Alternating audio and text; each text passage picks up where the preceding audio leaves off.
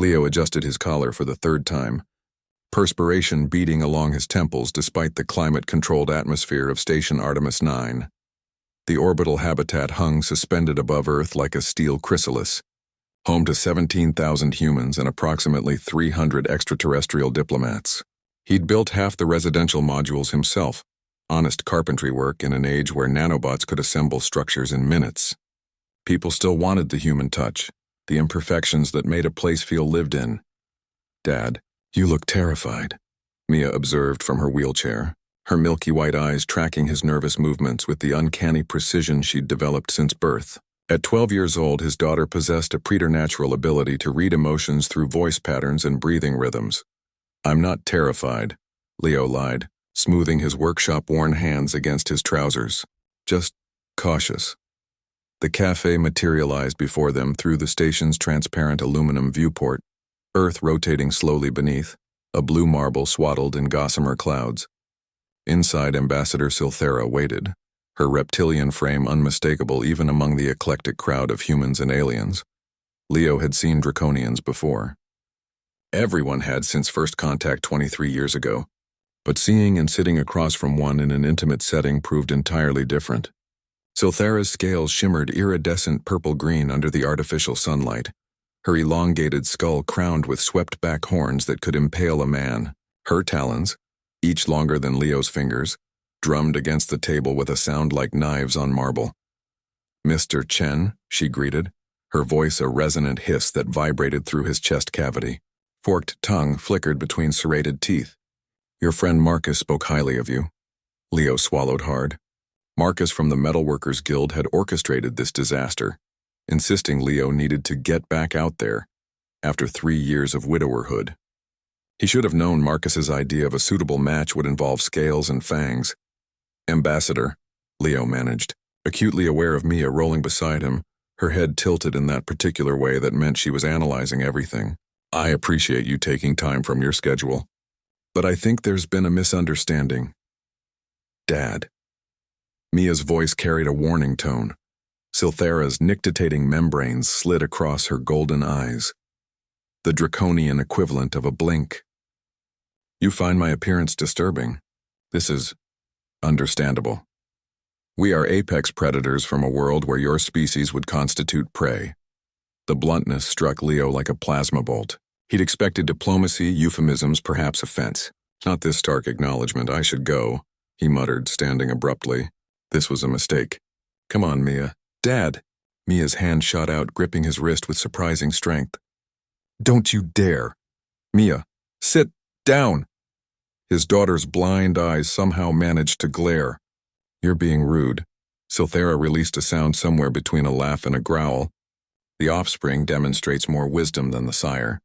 How delightfully typical of human juveniles. Leo sank back into his chair, cheeks burning. Around them, other patrons, humans, centaurians, even a methane-breathing Vrillix in its containment suit, pretended not to watch the unfolding drama. "I apologize," Leo forced out. "It's not about your appearance, it is entirely about my appearance," Silthera interrupted, leaning forward. "But perhaps also about fear. Not of me specifically, but of moving forward. Your mate died in the Epsilon Station disaster. You've constructed walls around yourself, much like you construct walls for others. Sturdy, protective, suffocating." Mia made a small sound of approval. Leo stared at the dragon lady, because that's what everyone called Draconians, and the nickname had stuck, and felt something crack in his carefully maintained defenses. "How did you—" "I read the incident reports," Silthera said simply. 23 humans died when the agricultural dome decompressed.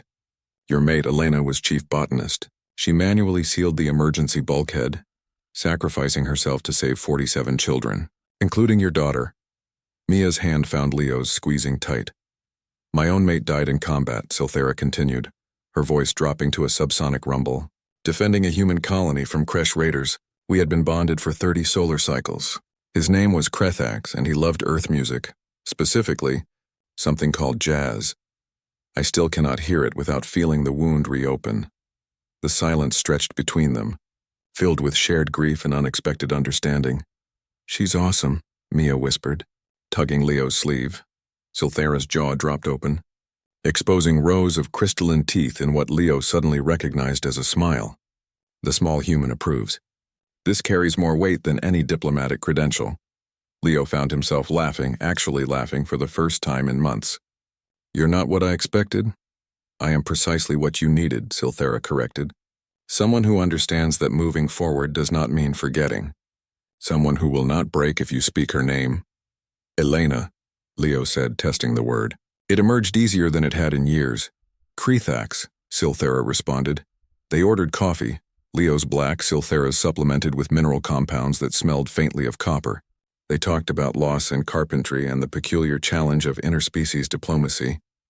Mia interjected frequently, asking Silthera about draconian culture with the fearless curiosity that had defined her since she was old enough to form questions. When they finally left, 3 hours later, Leo felt lighter, different, human. "Same time next week?" Silthera asked, her tail swishing with what might have been hopefulness. Leo glanced at Mia, who nodded enthusiastically. "Yeah," he agreed. "Same time next week." As they walked toward the transit hub, Mia bumped his hip with her wheelchair. "Told you she was awesome?" "You did," Leo admitted, watching Earth rotate below.